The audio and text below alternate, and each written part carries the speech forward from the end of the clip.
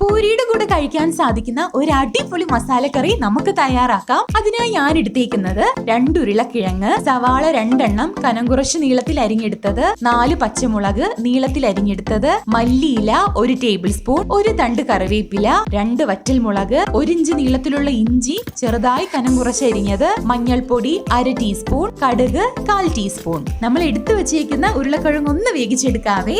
ആവശ്യത്തിന് ഉപ്പും വെള്ളവും ഒക്കെ ഒഴിച്ചതിന് ശേഷം ഹൈ ഫ്ലെയിമിൽ തന്നെ ഒരു 5 മുതൽ 6 വിസിൽ കേൾക്കുന്നത് വരെ ഇതൊന്ന് വേവിച്ചെടുക്കാം കേട്ടോ. വേവിച്ചെടുത്ത കിഴങ്ങ് ചെറിയ കഷ്ണങ്ങളായിട്ട് അരിഞ്ഞ് നമുക്കിതൊന്ന് ഉടച്ചെടുക്കാവേ. തീരെ പേസ്റ്റ് രൂപത്തിലാകണമെന്നൊന്നുമില്ല, ചെറിയ രീതിയിൽ നമുക്ക് കടിക്കാൻ കിട്ടുന്ന പാകത്തിനാകണം ഉടച്ചെടുക്കേണ്ടത് കേട്ടോ.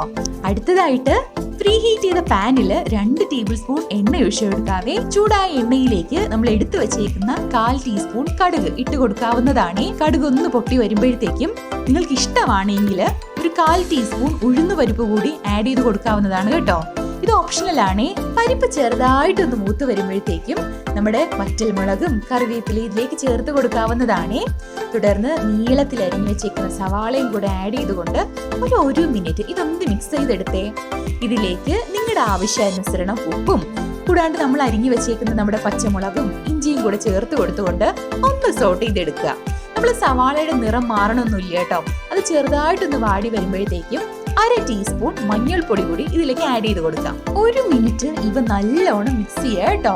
ഇതിലേക്ക് നമ്മൾ ഉടച്ചു വെച്ചേക്കുന്ന നമ്മുടെ ഉരുളക്കിഴങ്ങും കൂടി ചേർത്ത് കൊടുത്തുകൊണ്ട് ഇവ നല്ലോണം യോജിപ്പിച്ചെടുക്കാം. തുടർന്ന് 1 കപ്പ് ചെറു ചൂടുവെള്ളം ഇതിലേക്ക് ഒഴിച്ചു കൊടുത്തുകൊണ്ട് നമുക്കിതൊന്ന് വേവിച്ചെടുക്കാവേ. കറി നല്ലോണം തിളച്ചു വരുമ്പോഴത്തേക്കും 1 ടേബിൾ സ്പൂൺ മല്ലിയില ഇതിലേക്ക് ആഡ് ചെയ്ത് കൊടുത്തുകൊണ്ട് ഒന്ന് മിക്സ് ചെയ്യുക. തുടർന്ന് ഫ്ലെയിം ഓഫ് ചെയ്ത് ചെറു ചൂടോടുകൂടി തന്നെ സെർവ് ചെയ്യാവുന്നതാണ്.